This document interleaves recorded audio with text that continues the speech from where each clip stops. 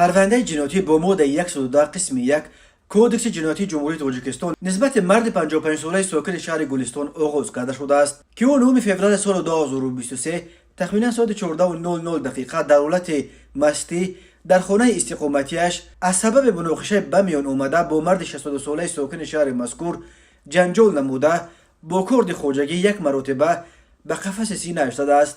در نتیجه جبر دیده جراحت جسمانی برداشته است. اوید به این حادثه تفتیشات ادامه دارد.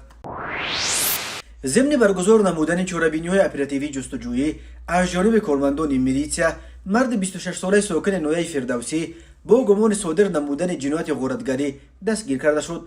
نام برده 6 فوریه سال 2023 تخمینا ساعت‌های 00:30 دقیقه هنگام در کوچه شیروزی نویه فردوسی قرار داشتنش با روی آشکارا از دست جوان 20 ساله ساکن پایتخت داد تلفن‌های موبیلی تمغه هونر 9 و خواوی 6 و یک عدد کارت دوشنبه سیتی را تصرف نموده از جای حادثه غیب شده است.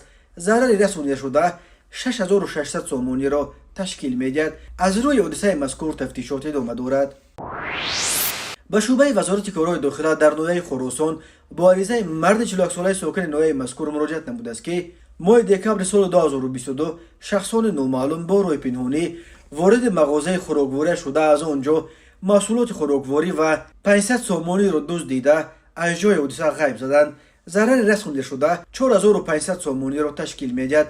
هنگام گذراندن چاره‌بینی‌های اپراتیوی جستجویی از جانب کارمندان میلیسیا مرد 26 ساله و جوان 24 ساله ساکنان امین نویه همچون گمانبر در صادر نمودن جنایت دزدی دستگیر کرده شدند. از روی این حادثه تفتیشات ادامه دارد.